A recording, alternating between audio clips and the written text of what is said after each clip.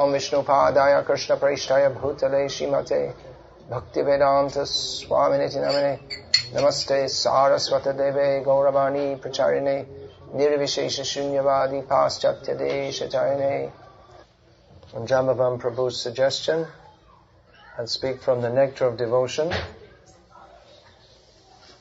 Srila Prabhupada wrote many books and desired to write many more books. And he desired that all the Vaishnava literatures be translated into English and that his disciples and followers write many books. But among all these books, he said that 4 are essential. Namely, Bhagavad Gita as it is, Srimad Bhagavatam, Sri Chaitanya Charitamrita, and this Nectar of Devotion, which is a summary study of Sri Bhakti Rasamrita Sindhu of Srila Rupa Goswami Prabhupada. This book brings together, summarizes, and clarifies all the essential information of all the other 3 books. Bhagavad Gita and Srimad Bhagavatam are ancient classics. Both can be classified both as Shruti and Smriti. Actually Shruti, although often considered as Smriti. So they are seminal works. And Sri Chaitanya Charitamrita is that book which brings out the essence of all the Shastras, even Srimad Bhagavatam, which is Nigama Kalpatara Galitam Bhavam, the ripened fruit of the desired tree of Vedic literature. What is the actual message of Srimad Bhagavatam? The inner essence was revealed by Sri Chaitanya Mahaprabhu. And that is especially revealed in Sri Chaitanya Charitamrita, in the teachings and activities of Sri Krishna Chaitanya Mahaprabhu, even more so than in Sri Chaitanya Bhagavat. If Sri Chaitanya Charitamrita had not been written, then Anarpita Chiring Chirat Karunyavatirno Kalo Samapiyata Munatajvala Rasa Swabhakti Sriyam Hari Puruta Sundara Duti Kadamba Sandipita Sada Hridaya Kandari Spuritu Vasachinandana. This Rupa Goswami's blessing, which is included at the beginning of Sri Chaitanya Charitamrita, that may Satchinandana be situated in the core of your heart. He has brought that which was not previously given in a very long time. I mean, since the last time that Chaitanya Mahaprabhu himself came, which is in the previous day of Lord Brahma, practically unknown. What is that? Unatajvala rasa swabhakti shriyam, the beauty of devotional service to himself. He is Krishna in the role of a devotee of Krishna, and he has come to demonstrate unatajvala rasa, which Srila Prabhupada translates as the topmost resplendent mellow of pure devotional service unto himself. So this Radhar Mahima Prema Rasha Shima, the glories of Srimati Radharani, the love of Srimati Radharani, which is the ultimate limit.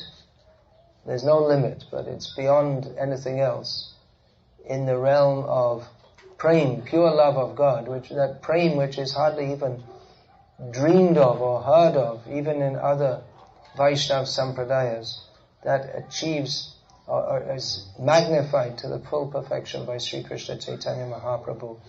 But it's not very explicitly demonstrated even in Sri Chaitanya Bhagavat. But it is specifically described in Sri Chaitanya Charitamrita. Described in as far as it is possible to describe, and how Sri Chaitanya Mahaprabhu was relishing the premaras, the loving feelings of Radharani toward Krishna. So this rasa, what is rasa? Yes, chamatkara bhara bhu. That's that which is full of deep wonder. Hridi sattvojvale bardham, which appears in a heart which is, see, it's very difficult to say in English. Even difficult to understand in any language. But sattva ujvala, the heart resplendent existence. I don't know, how can you say? Overflowing, effulgent with love of God, that rasa, that ever fresh, ever wonderful experience in relationship with Krishna and his devotees. So that's bhakti rasa. That is experienced in 4 sthayi bhavs, or the role of a servant, the role of a friend, the role of a parent or superior, and the role of a lover in relationship with Krishna. And shanta ras, or the neutral rasa, that is almost not quite a relationship with Krishna, that rati, that feeling of attachment to Krishna, strong attachment to Krishna. So this is all analyzed in this Bhakti Rasamrita Sindhu. What is the nature of bhakti? What are the different feelings and relationships in relationship with Krishna? What Chaitanya Mahaprabhu came to give is analyzed here. What is the value of that bhakti? How to attain that bhakti? Why it is desirable to attain it? How this bhakti is far superior to anything else, even the position of Lord Brahma, the position of Indra, the position of liberation, all that is described in this Bhakti Rasamrita Sindhu. It is like most Sanskrit works, it is quite a complex. It is describing the psychology of God and his devotees. So psychology isn't an easy subject, even when it's mundane psychology. What to speak of the psychology of the relationship between God and his devotees. So it's not a very easy subject. Srila Prabhupada has presented this as the nectar of devotion in a manner which is easier to understand. One point about the Sanskrit literature that describes bhakti, that's in the Puranas. Srimad Bhagavat is Puranic literature. Although Srimad Bhagavat, it's like the Vedas, like the Puranas, like the Kavya or the poetry. These literatures, they instruct in different ways. The Vedas, they instruct by ordering, like a guru, like a father. Do this.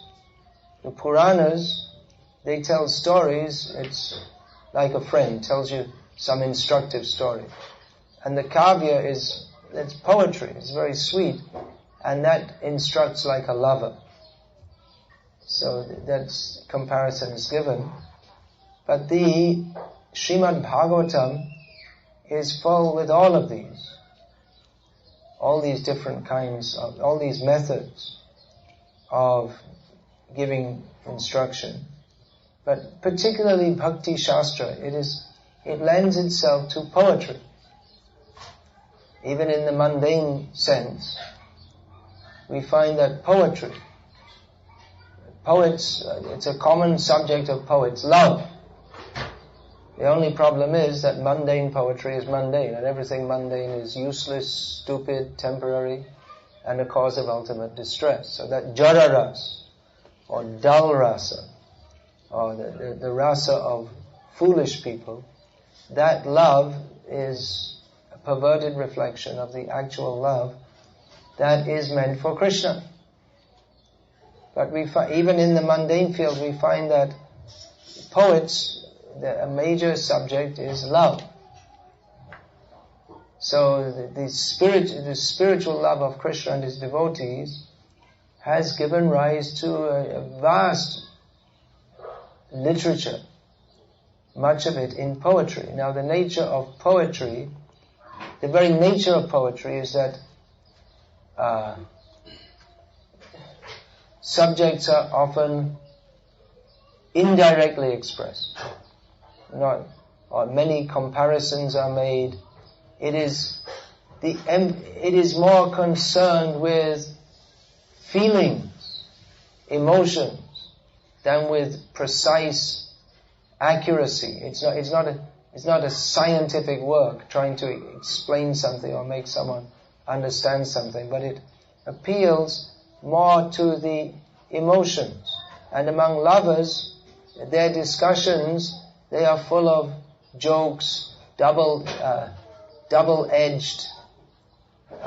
words that can mean more than one thing, so you can take it one way or the other way, so that you can apparently insult someone but actually praise them, or you can speak in the presence of two people, and one person will understand it one way and the other person will understand it another way. So it lends itself to a lot of wordplay, and this is delightful. Krishna, part of his Leela, a common part of his Leela is that he will joke with his friends, with the gopis, and they will use words in all kinds of different ways to mean all kinds of different things, and they'll have like contests in this way, in which they're sparring with each other in using words in different ways and trying to get the better of each other. So, Bhakti Rasamrita Sindhu, there are many passages which can be translated in different ways. In fact, there are some whole works in Sanskrit which can be, the whole work can be understood in a completely different context. There's one work, what is that? I believe that was one work of Kalidas, he composed. It's a whole long drama, which it can be, if you understand it one way, it can be understood to be the pastimes of Lord Ram, and in another way it can be understood to be the summary of or exposition of Mahabharata. So such expertise was there among the great Sanskrit poets. So but many of the terms of Shastra, they can be understood in various ways. Krishna Tula Bhagavat Vibhu Sabhashray Prati Shloke Prati Akare Nana Artha Koi. Chaitanya Mahaprabhu said that Srimad Bhagavatam is comparable or the same as Sri Bhagavan, the Supreme Personality of Godhead. As Krishna, it is all powerful and can give all shelter to others. And in every verse, what to speak of every verse, in every syllable, there are various meanings to be understood. So to explain even one shloka from Shastra, that is not possible, because the meanings are so multifarious, so deep and so subtle. So the Bhakti Rasamrita Sindhu, the original work by Rupa Goswami, often it's not very easy to understand, and Jiva Goswami and later Vishwanath Chakravarti Thakur, they gave commentaries to help make it easier to understand. But even then, it's not so easy to understand. Easier to understand means for people who are on that level of scholarship, but it's not a very easy thing unless one is trained. To enter into Bhakti Rasamrita Sindhu, first one should be trained in Sanskrit, which is not, it's not like, do a 3-week course or something and get a certificate. It's not such a simple thing. And then one should have a background in philosophy, in Rasa Shastra. The Rasa Shastra is, the mundane Rasa Shastra is described by Bharat Muni. But as that parallels that of the transcendental rasa that is often quoted by transcendental poets. So, and even within the subject of rasa, there are different authorities. I mean, this is Indian culture. People think Indian culture is wearing a sari and eating chapatis, but it's a lot more than that. There's how the level of knowledge and the level of absorption in spiritual subject matters. There were so many different schools. We hear about the 6 darshans, but there were only 6 basic fields, even within the field of bhakti. There are various schools, and then the study of rasa. The study of rasa, that is intimately linked with the subject of dance, because the poetry that is the expression of ecstatic feelings. Poetry naturally lends itself to song. Song means music, and the ultimate expression is dance. Now, the ultimate activity of the Supreme Lord is dancing, either as Sri Krishna in his rasa dance or Chaitanya Mahaprabhu in his prem sankirtan. So the ultimate activity is the dancing. This rascal Nietzsche, the 19th century madman who was called a philosopher, he was actually a madman in the literal sense. So he was an atheist, but he said that I might believe in God if he danced, because he only had knowledge of the Christian concept of God as some nasty old guy who sits on a cloud and throws everyone into hell. But actually God is dancing. What is that? Gauranga Nritta Nitta. That's one subtitle of the Jagadananda Pandit's Prema Vivarta. That Chaitanya Mahaprabhu's dancing is eternal. So this in the Nritta Shastra there is description of rasa, that drama, dance, all the lila. One understanding of the word lila is drama, and drama is specifically meant to illuminate rasa. The point of drama is to convey the feelings of rasa to the audience. So this is all called kala or arts. So this culture is a very high culture, which we can hardly begin to imagine. So Srila Prabhupada has summarized all these difficult topics in the Nectar of Devotion and made it available to us. The Nectar of Devotion, Bhakti Rasamrita Sindhu, begins with Rupa Goswami, first of all, defining. The subject matter is Bhakti Rasa. Bhakti Rasamrita Sindhu, the ocean of the nectar of Bhakti Rasa. And Bhakti Rasa, it's the mellows of devotion. Mellow is the word which is used. Like I say, Prabhupada himself said it's very difficult to give any translation of rasa. So first of all, when any book is to be, any subject is to be treated in a book, the first thing to do is Vastu Nirdesh, to describe what are we talking about, what is our subject here, what's it all about. Vastu Nirdesh Ashirvad Mangalacharan. That's at the beginning of Chaitanya Charitamrita. It's stated that the 3 functions at the beginning of a work are to define the subject that is to be described and analyzed, to offer blessings to the readings, and to pray for the blessings of the Supreme Lord and His devotees. So, the work actually, all the works, they'll begin with prayers to the Supreme Lord and His great devotees. And that's been covered in Srila Prabhupada's introduction in Nectar of Devotion.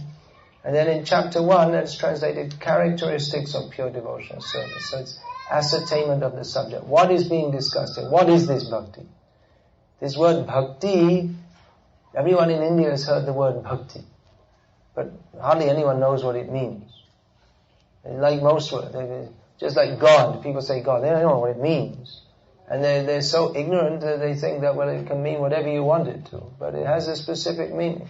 All these words, Bhagavan, Bhakti, Rasa, they all have specific meanings. So what is bhakti? What is anything? We can describe, we can understand by its description. What is a cow? Please say. A cow is a cow, yeah, but that didn't tell me what it is. Is this a cow? No. Why is it not a cow?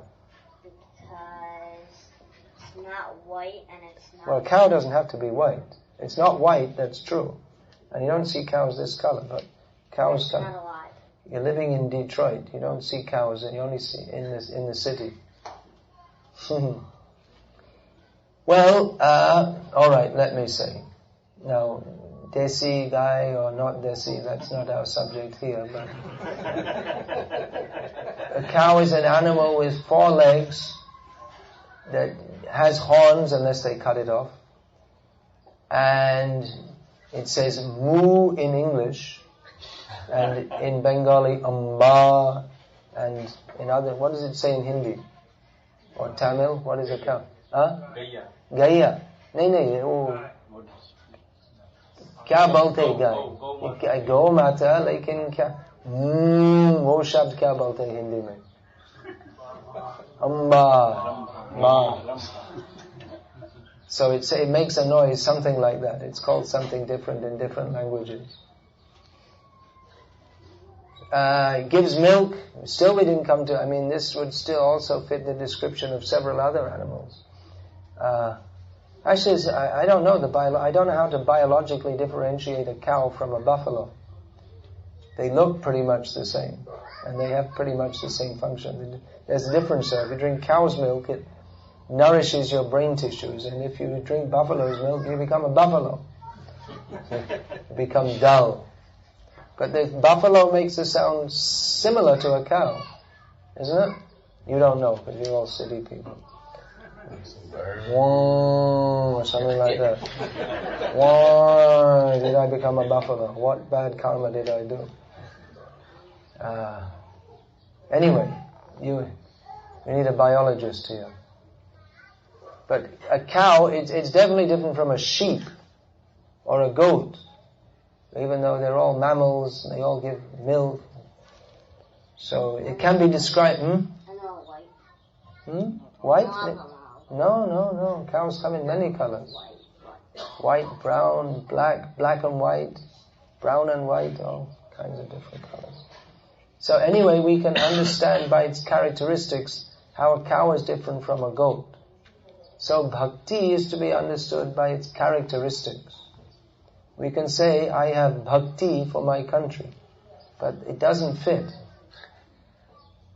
Bhakti is translated as devotion, but bhakti, specifically, what is being described here is Shuddha Bhakti. Rupa Goswami describes that as Anyabhilashita shunyam jnana kama janavitam anukulena krishnanushilanam bhaktir uttama. Pure devotional service, or the highest level of bhakti is that which is devoid of the propensity for karma, the path of karma, the Vedic path of karma and the Vedic path of jnana, and which is a cultivation of devotional service to Krishna in a favorable manner, directed toward Krishna in a favorable manner. Now it may be said that some some persons are very Krishna conscious. Kamsa was very Krishna conscious. He was always thinking of Krishna.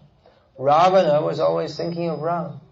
But that is not bhakti, because it was not in a mood of devotion toward Krishna or Ram, just the opposite.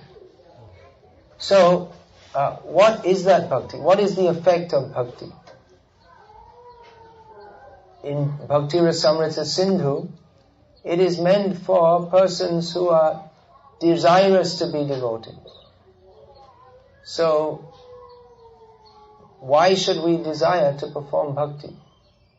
What is the benefit? If we say to someone, you should go to college and study, and we say, why? What is the benefit?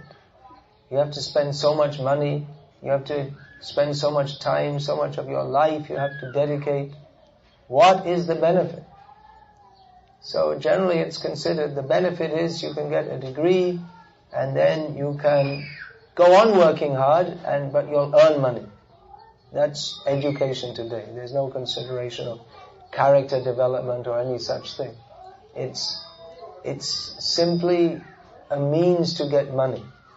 So many people think it is worthwhile to get a college degree, to spend the time and the money and the effort to work hard to get a college degree, with the hope that upon getting that, one will be eligible to go on working like an ass throughout his whole life and earn more money than less educated asses. So this is the reason why people go to college. What is the benefit? Rupa Goswami states that there are 6 benefits from performing this devotional service. Kleshagni Shubhadha Moksha Laghuta Krit Sudurlabha Sandranand Visheshatna Shri Krishna Akashane Chasa.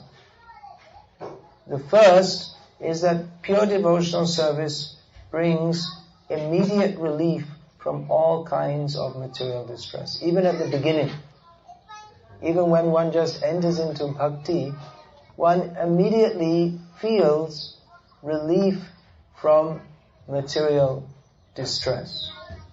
Now that doesn't mean that on a hot day you don't feel hot and on a cold day you don't feel cold. And it doesn't mean that if you chant Hare Krishna, all your debts go away. The bank who you owe $50,000 to, they send a representative and say, well, we decided to cancel your debt. It doesn't happen like that. And people often ask, well, why doesn't it happen? I'm chanting Hare Krishna, still I have so many problems. Yeah, okay, good. Because if people took up devotional service simply to get free from material problems, then it wouldn't be a transcendental endeavor. Then where would the love for Krishna be? Rather, the material problems may continue. It may even seem that they become worse. But a devotee understands this in perspective. He understands that actually I have no relationship to these problems and these difficulties. And understanding that now I am sheltered by Krishna, that I can cross over all these problems. As long as I'm in the material world, there must be problems. But if I'm sheltered at the lotus feet of Krishna, then no more problems. Then I go to Krishna. Then I become free from problems. As long as we're in this material world, there must be problems. But now I'm sheltered at the lotus feet of Krishna. So, one thing is that a devotee, he understands that whatever the problems may be, that is inevitable. But now I'm on the path of all auspiciousness. I am on the path to Krishna. In devotional service, one understands I'm simply the humble, the very insignificant servant of Krishna. One thinks like that. So, as long as one is thinking, I am the center of everything, I am very important, then even one's little problems will seem to be very important. Because I have a problem, and I'm so important. And why doesn't the whole world cooperate to solve my problems? What's wrong with them? But when one accepts the mode of devotional service to Krishna, he realizes that even very great problems, so what? It's only me. I'm very small and insignificant. What does it matter? He doesn't take himself very seriously, but he takes his service to Krishna very seriously. And this absorption in a mood of service to Krishna makes even very big problems seem very insignificant. Therefore, devotional service immediately brings relief from all kinds of material distress. Kleshagni Shubhada. Immediately one takes to devotional service, everything becomes auspicious. Often we like to perform different sacrifices to invoke auspiciousness, or we do some special fast or something like this. But actually there's no need. We can do. There's no harm. There's no harm to perform Vaishnav Yagyas. We can do. But we should know that even if we don't perform all these kind of different yagyas, simply by performing devotional service, everything becomes auspicious. Because actually in the material situation, everything is inauspicious. As long as one is not engaged in pure devotional service to Krishna, everything is inauspicious. Even if it seems, I have a nice wife, I have a nice car, I have a nice house, it's all inauspicious because one is in the atmosphere of ignorance. But if one is engaged in pure devotional service to Krishna, even if his material situation is not very good, but his situation is actually all auspicious because he's properly situated, he's sheltered by Krishna. He's on the path of freedom from birth and death. He's on the path of all bliss. So even in the beginning, even in the stage of sadhana bhakti, all auspiciousness is there. Everything is good. Everything becomes nice. Vishvam purna sukhayate. We've heard many times, this world is miserable. It's important to know, this world is miserable because it's full of birth and death. But from another perspective, one who is situated in pure devotional service, for him the whole world is full of bliss because he sees Krishna everywhere. Everything is blissful, everything is wonderful. What is the problem? If we are at the lotus feet of Krishna.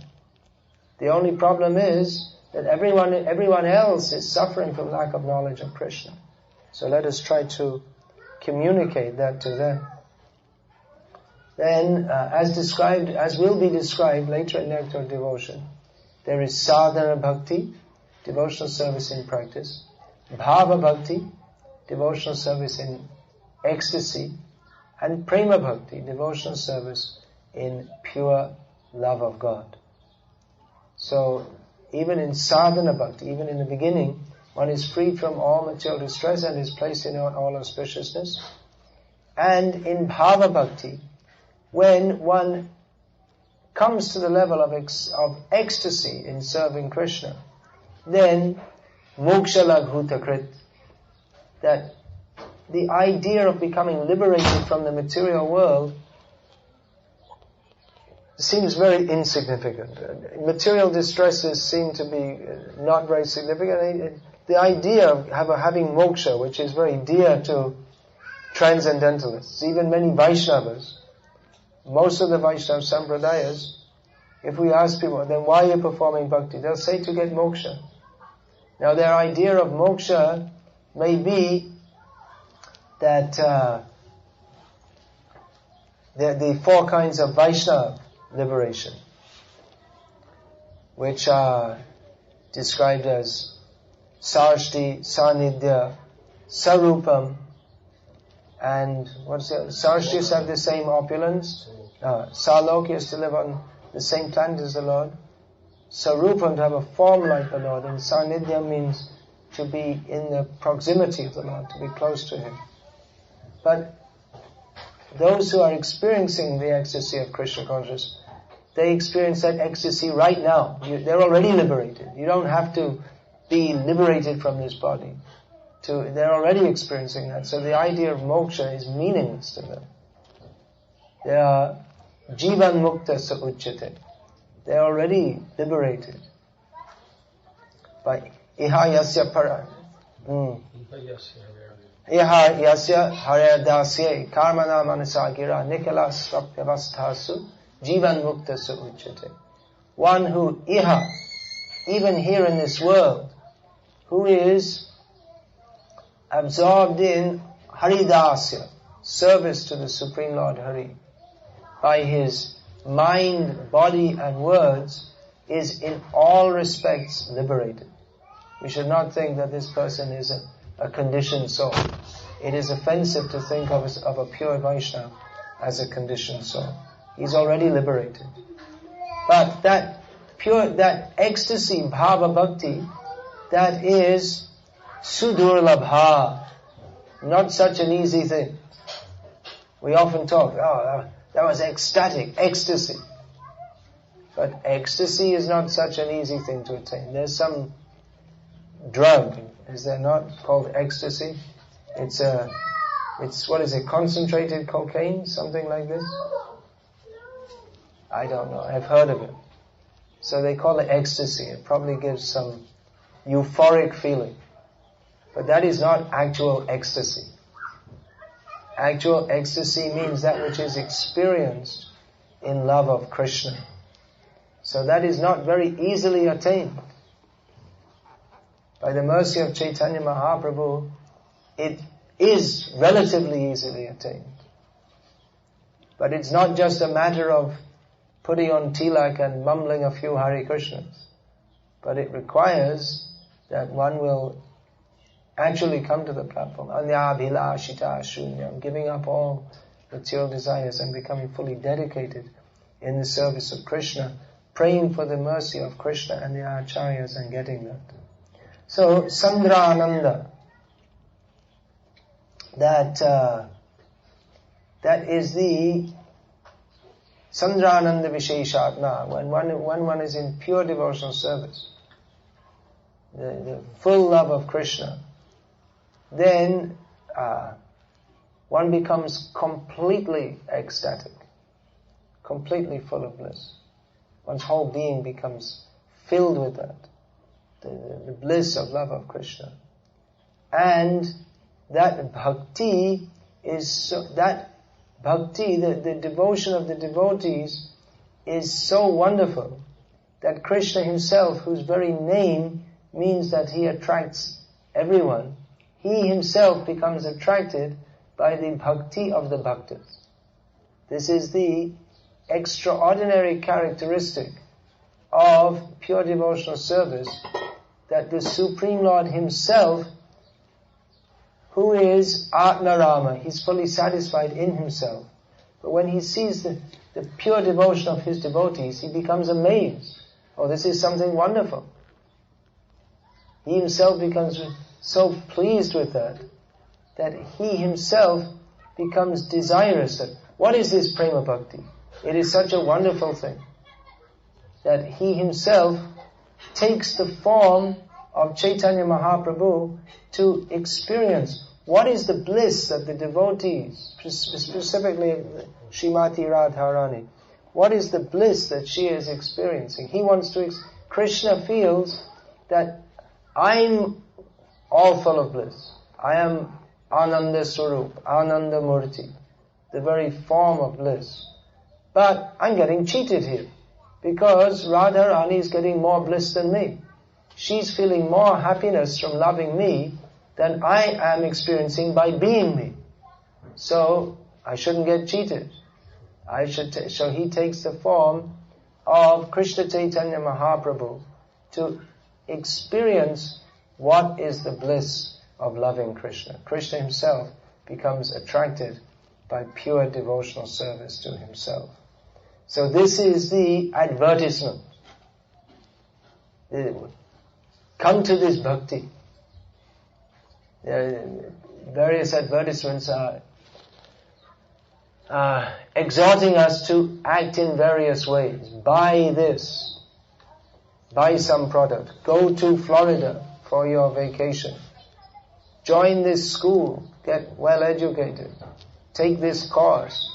So advertisements, they are exhorting us to act in various ways for those who are very fortunate, they will appreciate this advertisement. Rupa Goswami says, look here, if you take to bhakti, you'll be free from all material distress. You'll be situated in all auspiciousness. You will be Ishani Shubhada, in such an exalted position that even liberation will seem insignificant to you. You will be situated in the highest complete bliss, so much so that Lord Krishna himself will be attracted to your devotional service. So this is the offer that is given in Bhakti Rasamrita Sindhu.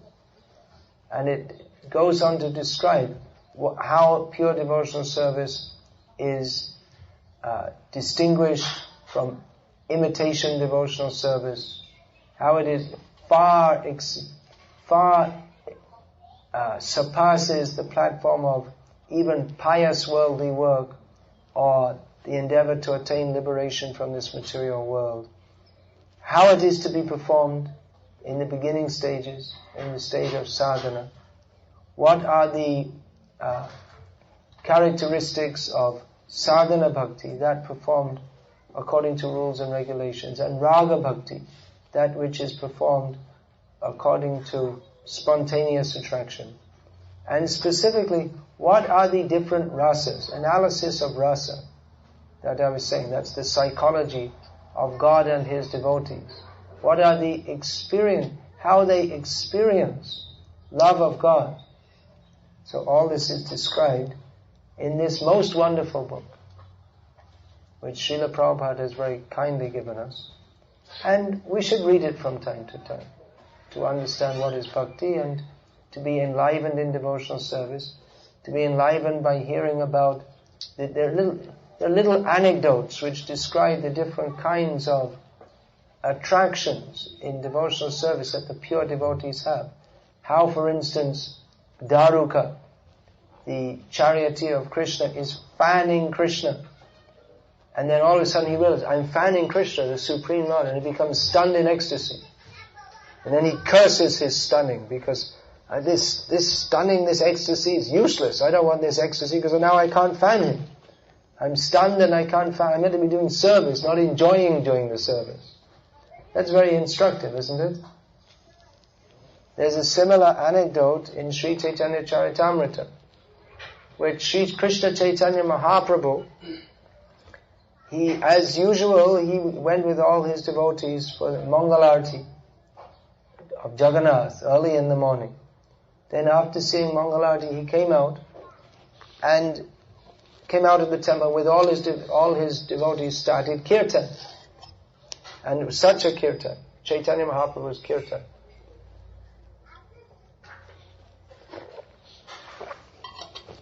Chaitanya Mahaprabhu was completely absorbed in bliss, and the kirtan went on for a long time, very long time, right up to midday.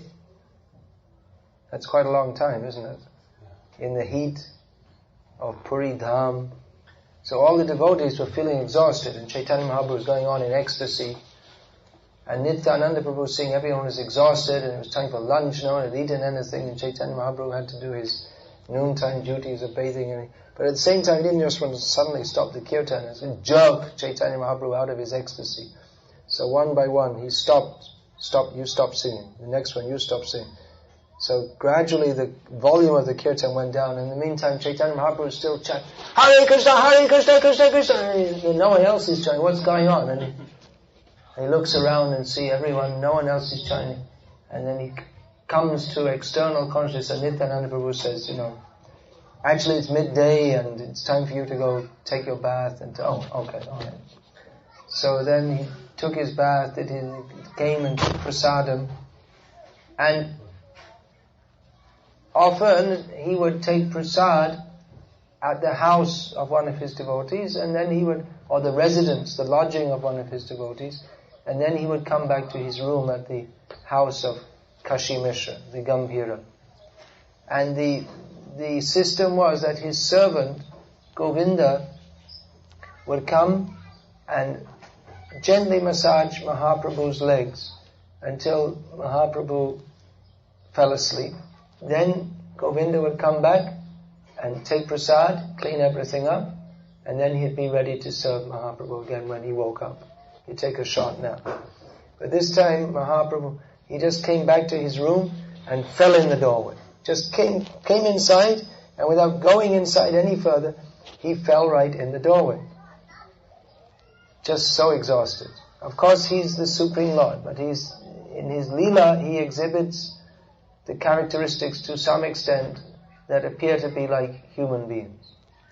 So, Govinda asked him, he said, could you just move aside a little bit so I can come inside and massage you? Mahaprabhu said, no, I'm too tired. I can't move even slightly. So then Govinda said, well, how can I massage you? He said, well, it's up to you. Do whatever you like, but I can't move. So Govinda thought what to do. Then he took his upper cloth from his body, spread it over Mahaprabhu's body, offered obeisances, and walked over. Now you shouldn't step over the body shouldn't step over anything actually. What to speak of the worshipable Supreme Lord and one's Guru, even though Govinda was actually the godbrother of Chaitanya Mahaprabhu.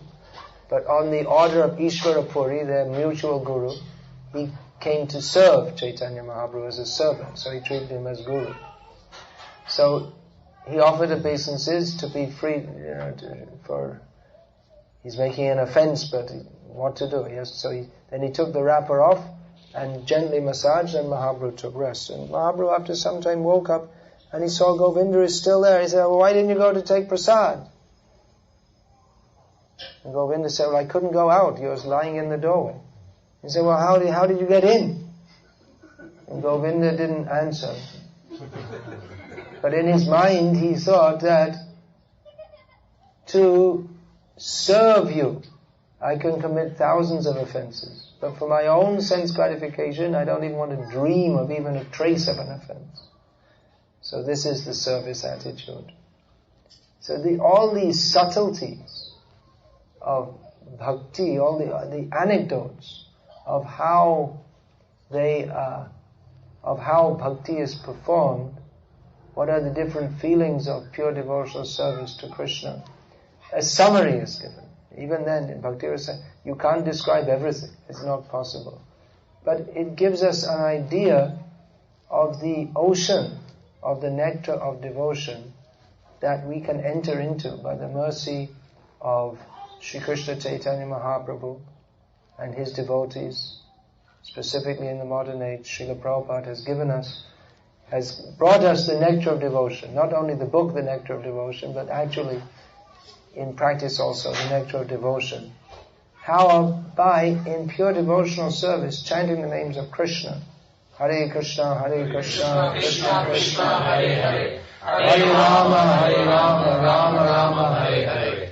We can be free automatically from all material distress. We can be situated in all auspiciousness.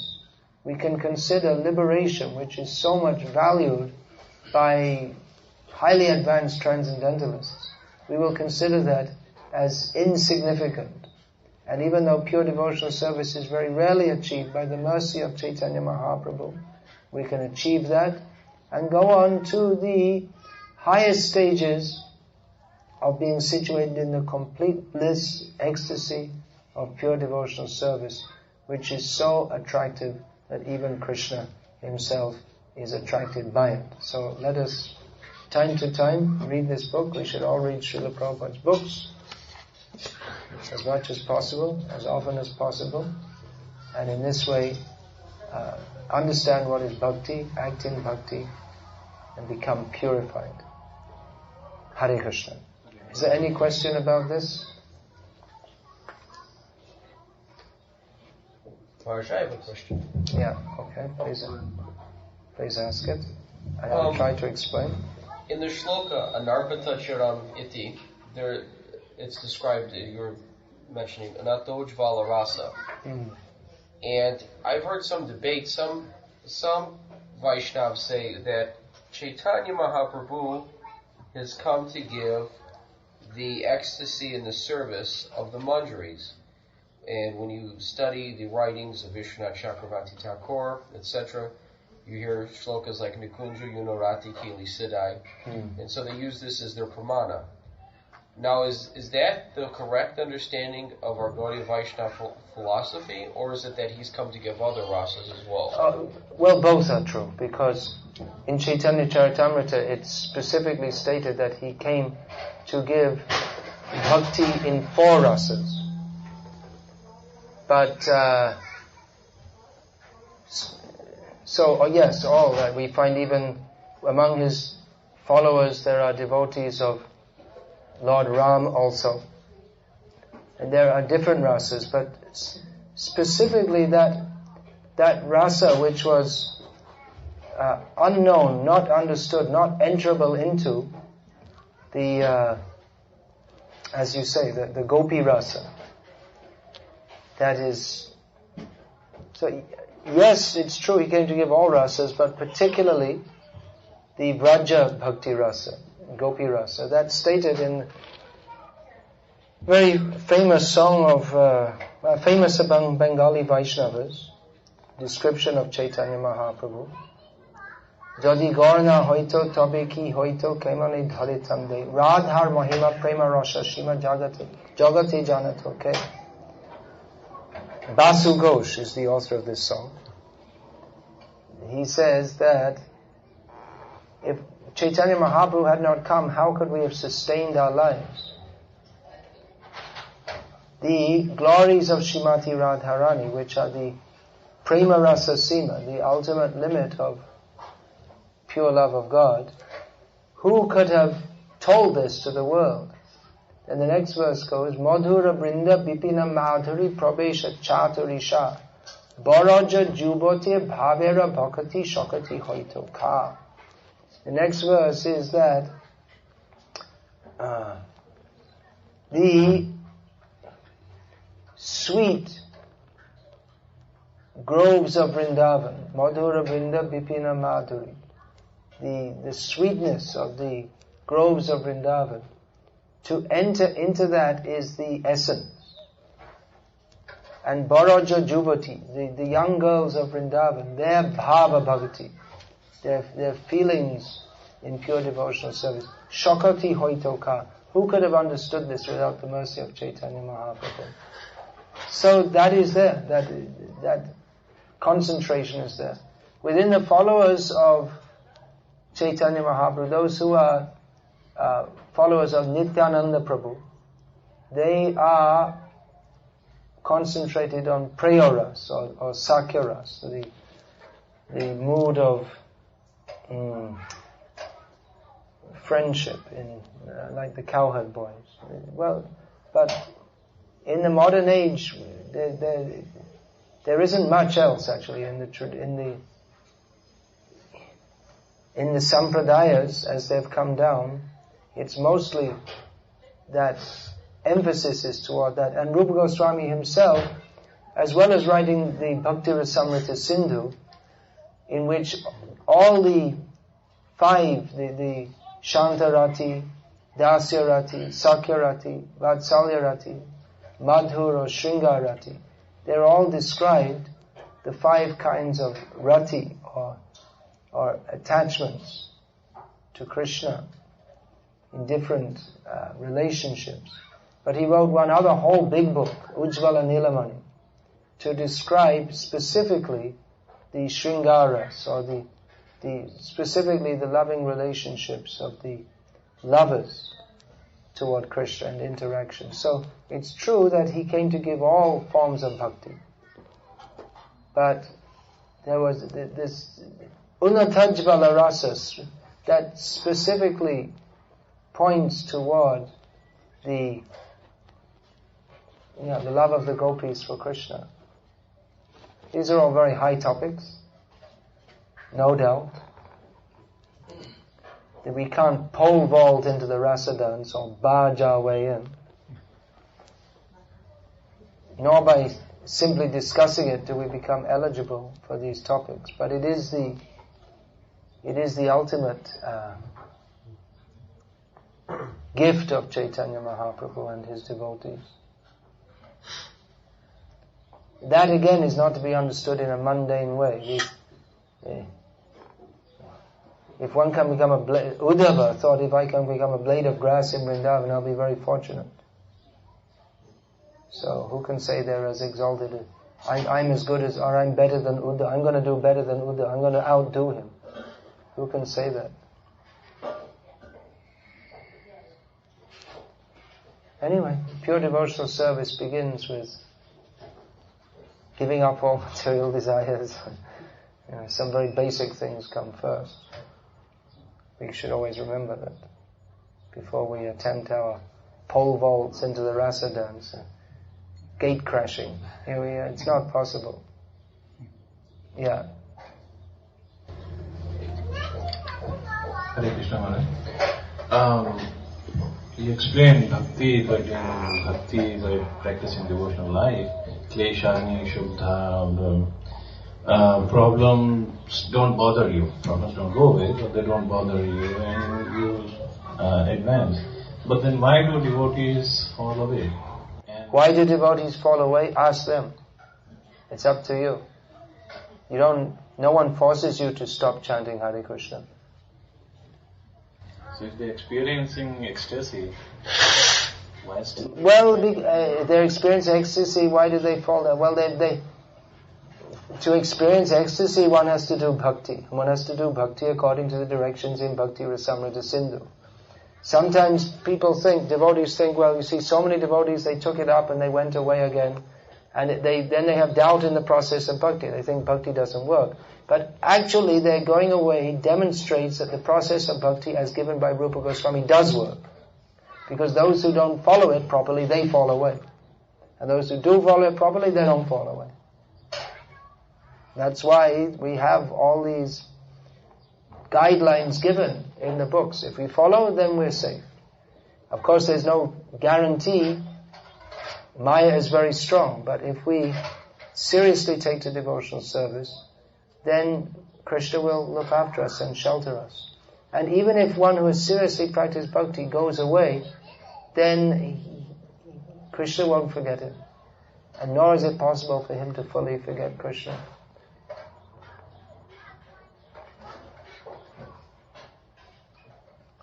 So it's up to you. You can doubt the process of bhakti, or by seeing others go away, you can self become more firm that, let me pray for the mercy that I don't make the same mistake. May Krishna, but then I should take more seriously to the process of bhakti. Be sheltered. But ultimately it depends on the mercy of Hari, Guru and Vaishnava. There's no formula by which you can be saved. You may think, I'll hide away and not see any materialists, and I'll only eat once a day, very simple food, and I'll chant lots of rounds. No guarantee you're going to be safe. Or you may think, well, I'll go out and preach a lot and I'll get the mercy. And there's no guarantee. The material world is a very dangerous place. We have to simply beg for the mercy of Hari, Guru and Vaishnava, follow the process to the best of our ability, and pray for the mercy. No one should think, I am safe. Even Srila Prabhupada himself said, every night I pray to Krishna to protect me from Maya.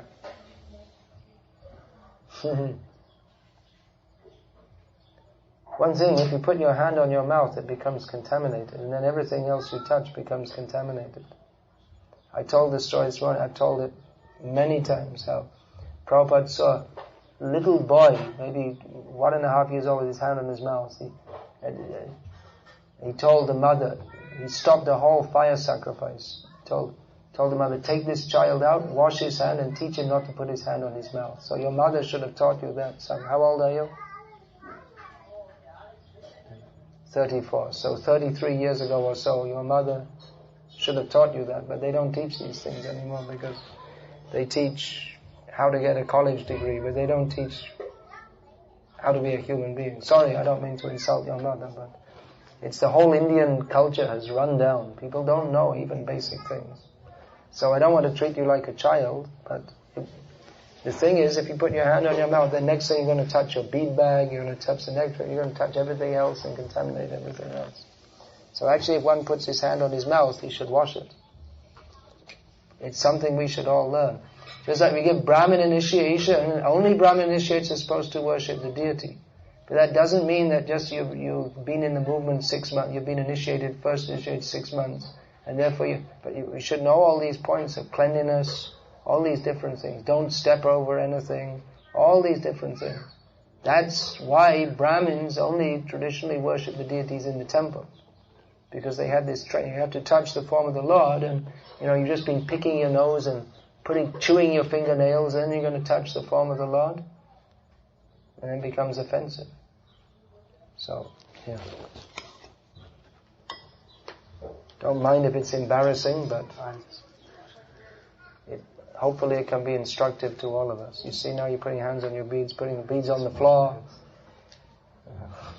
How many things do we have to say? Yeah, another question is there. Yes. How do one know that One of these, how do? I'm advancing in bhakti? How do you know if you're advancing in bhakti? Again, by the symptoms. Bhakti parishanubhavo viraktiranyatra. If we're becoming attached to hearing about, chanting about, and serving Hari, Guru and Vaishnava, and simultaneously becoming detached from hearing, chanting about, remembering and being involved in mundane activities, that is the test. Simple.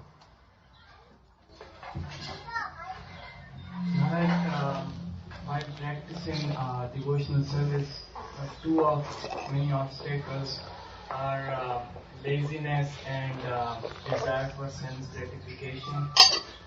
So, can you... It's another how to. How to not be lazy? Just don't be lazy. Get up and do something. It's up to you. What do you want someone to come and poke you with a stick all the time? Ultimately, you have to decide. What do you want? You want to serve Krishna, or you want to be a lazy bum and go to hell? It's up to you. What do you want? Bhakti is not for lazy people. Sadhana means one should always be active, always engaged. So, it's up to you. You have to make your decision. What was the other one? Laziness and?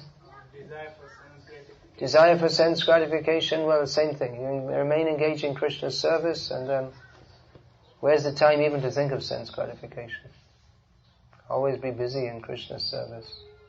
There's so many things to do. We can change our desires. Instead of desiring to enjoy this world, we can think how to spread Krishna consciousness. There are so many things to enjoy in Detroit. You can go to the lakes and swim in them and go on boats on them and take your girlfriend down to them, and there are so many things you can do. But instead you might think, we can go to the Niagara Falls and do kirtan there so that all the tourists can be benefited. We can put a book table and make plans. How many people are there in Detroit? How many is it? 3 million? 3 million, that's a good guess. Give myself a pat on the back for that one. So, and now, here's a guess. How many homes are Prabhupada's books in? Not even 2.5 million, probably. It's been a long time since there was any serious book distribution here. So how about that? How about making a desire to fill up Detroit with Prabhupada's books? That's a big... If you can do that, then that'll be a great service, and then you won't have time to think about material desires. You just have to think how to... All these people, they don't know about Krishna. We're living in this city. We have this knowledge. We have Prabhupada's orders. We have Prabhupada's mission. What are we doing? We should fulfill Prabhupada's mission. Book distribution is the main preaching. So there's this, how to get free from material desires. Here's something practical. Go on book distribution. Distribute Prabhupada's books. And even if you are battered by the material energy, Prabhupada will be pleased. He will help you. He will protect you. That we've seen again and again and again. That those who take the trouble to distribute Prabhupada's books, even if they are afflicted by the material energy, Prabhupada is so pleased, he protects them, he helps them. How about that? How about making Detroit capital of book distribution? Then everything else will come up. Then everything else will come up. The temple will come up. You'll have problems. I'm not saying you won't have problems in the temple, but there'll be different kinds of problems. Now this is my book distribution area. Now I want to go there. And fighting amongst each other. That guy, I can't stand him. He keeps on going in my area. He doesn't have permission. This kind of fighting is better than over. I don't know what devotees fight over. But then the kirtans will be blissful. Kirtan bliss doesn't come from expert mridanga playing. Of course, it's nice to play mridanga. I'm not saying it's bad to play mridanga expertly, but the real bliss comes from the surrender and the dedication in the Sankirtan movement. You don't know anything about that, probably. Try it out. There's a whole new dimension of devotional service open to those who go out to distribute books. Here's Madhav Gopinath Das Adhikari from Hyderabad via Seattle. So he was writing how he's distributing books in the rain at a fair in Seattle. And everyone's having an umbrella, so he'd have to hold their umbrella and they're eating hamburgers and cigarettes, and he'd have to hold that while they're looking for their money. He never touched these things in his life. But he's transcended the platform of being a pure Brahmana to be the platform of pure Vaishnava, that to give them the mercy of Prabhupada's books, he'll touch these horrible things, which otherwise even in his dream he'd never touch. Because he's understood. We have to distribute Prabhupada's books. The people need this. So